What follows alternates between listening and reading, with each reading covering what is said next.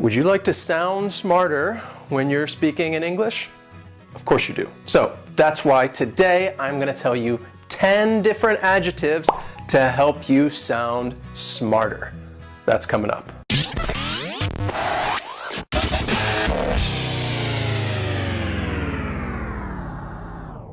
So the adjectives that I'm going to talk to you about today are a little more academic, and they're great adjectives because they're very descriptive, very precise. And that is a great way to improve your fluency because you're better able to express your thoughts, your opinions, your ideas. And they just so happen to be 10 of my favorite adjectives that I like to use because I want to sound smart. So I'm going to give you the pronunciation of these adjectives. I'm going to tell you what they mean and how they're commonly used. So let's begin. The first word is ubiquitous. And ubiquitous has 4 syllables. That first syllable is just like you're saying the letter U. Ubiquitous. And the stress is going to be on that second syllable. Ubiquitous. Ubiquitous. Ubiquitous. Ubiquitous means existing or being everywhere. It is something that you see everywhere you go. It could be a shop, a store, and you find it all over the world. For example, you have companies that you see everywhere, like Starbucks, McDonald's. Wherever you go, whether you like it or not, you see these places. They are ubiquitous. It could also be used to talk about maybe a word, phrase, or expression that you might commonly hear that is ubiquitous. You hear it all the time. You wouldn't really use it to talk about a person that you see all the time because, again, there is only one person. Ubiquitous is talking about something where there is a lot. It is a lot more than just one. It's everywhere. It's ubiquitous. Local coffee shops are ubiquitous in my hometown. The next word is cumbersome. The word cumbersome has 3 syllables, and the stress is on the first syllable. Cumbersome. Cumbersome. And something that is cumbersome is something that is difficult, something that is burdensome, and usually it's often talking about something that is physical, that is difficult to move or carry, maybe because it has an awkward shape or maybe it's really heavy, and it is cumbersome to move something from one place to another. It's not always used to talk about an object. It can be used to talk about a situation as well, something that is difficult, problematic. We could say that it is cumbersome. It's a cumbersome situation, a cumbersome challenge, a cumbersome life. Moving the furniture outside was really cumbersome. The next adjective, and it's one of my favorites because, well, it kind of describes me, is facetious. Facetious has 3 syllables, and the stress is on that second syllable. It's like you're just saying the letter C, facetious.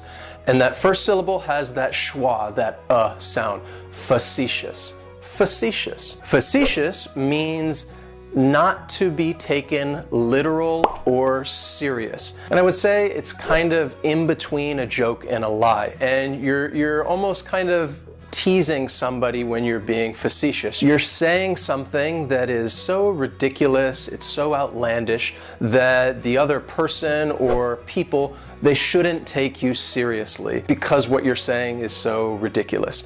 You are being facetious. Don't listen to him. He's being facetious. Next is arduous. And arduous has 3 syllables and the stress is on the first syllable. Arduous. Now you don't hear that D sound that much. It's not very strong. It almost sounds a little like a J. Arduous. Arduous. And something that is arduous is difficult because it requires a lot of exertion, a lot of thought, a lot of energy. And it's often used to describe something that you have to do, like a task, an arduous task, an arduous problem, an arduous chore. It requires a lot of exertion, and it's because of that, it's just really difficult. It's arduous. Building the sandcastle was an arduous task. Next is presumptuous. And presumptuous has 4 syllables, and the stress is on that second syllable. And the S almost sounds a little more like a Z, presumptuous, presumptuous. And if somebody is being presumptuous, then that just means that they're showing little or no respect for others by doing something that they shouldn't be doing. They're being presumptuous, thinking that they can do this or that when they shouldn't do it. It's presumptuous. For example, if you go over to a friend's place, most of us don't just walk inside their home or apartment. You knock on the door because it's polite, it's respectful. If you just walk inside like you own the place, then you would be presumptuous. It was presumptuous of him to think that this was a date. She just thought they were friends. Next is pensive. And the pronunciation, very easy, just 2 syllables, and the stress is on that first syllable. Pensive, pensive. Now, if somebody is pensive, that just means that they are in deep thought. They're really thinking about or reflecting on something. It's almost like a dream-like state. You're in such deep thought, you've just tuned out the rest of the world. You would say that this person is pensive, or somebody might look pensive. And usually if somebody is pensive, it's because something requires that deep thought. It could be something serious, it could be something bad or unfortunate that makes somebody pensive and really have to think about something. She's thinking about her friend in the hospital. She looks pensive. The next adjective, which is another one that I really like, is circuitous. And circuitous has 4 syllables, and there's a few things going on with the pronunciation. In the first syllable, that C is going to have more of an S sound, circuitous. The stress is going to be on that second syllable, and that CU it's kind of like you're saying the letter Q, circuitous. Circuitous. And circuitous is talking about a very roundabout way to get somewhere, where you're just not taking the most direct route. And I think we've all probably tried to go somewhere, and maybe we got a little lost and we went way out of our way, and we ended up taking a circuitous route. And frequently it's used with this word when talking about the direction that you go, a circuitous route, a circuitous path. And it is just this windy, roundabout way that you try to go and get somewhere. Circuitous.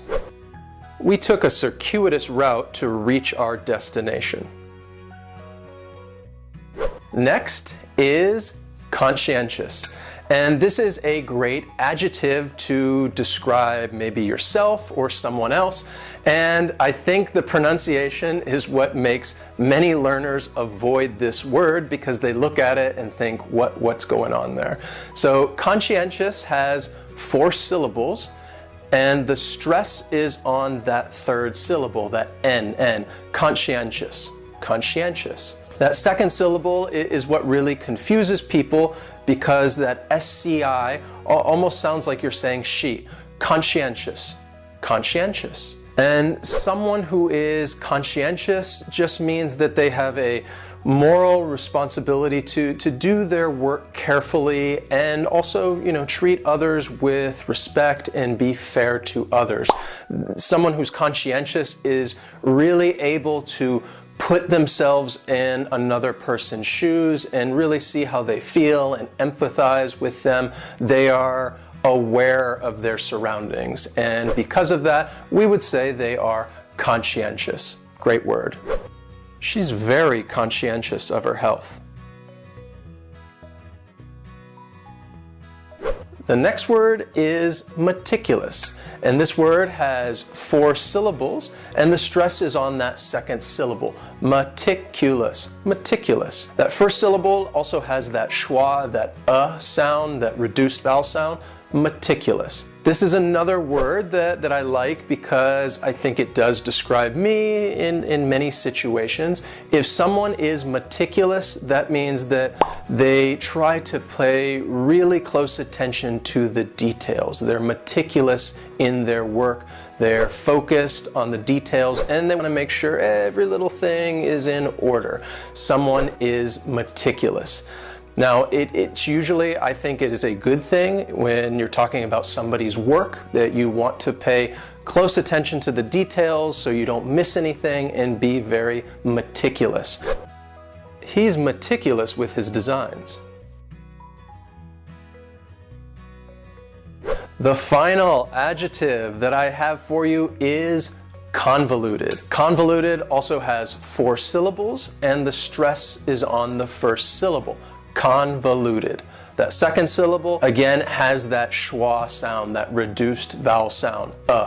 Convoluted. Convoluted. If something is convoluted, it means that it is extremely difficult to follow because things are connected and intertwined and mixed around in a way that's difficult to understand. That means that something is convoluted. It can be used to describe a story or an argument or maybe even a sentence that is hard to follow and it doesn't make much sense. It's convoluted. The story was convoluted because there were so many different people involved. So those are 10 super awesome adjectives that will help you sound smarter when you're having a conversation in English. It'll also help you be more descriptive when you're expressing your thoughts, your ideas, your opinions. So please use those adjectives. Now, as a special treat, I have a bonus adjective for you, and this is your practice. I'm going to give you an adjective and I want you to click on the meaning. What do you think this adjective means? If you don't know the meaning, then just write "I don't know" in the comments and then I'll tell you. You ready for your adjective? Here it is. What do you think this means? Uncanny. Something is uncanny.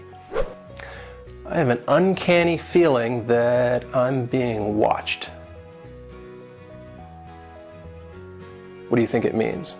Click on the answer, or the video is going to end. Something is uncanny. It means what?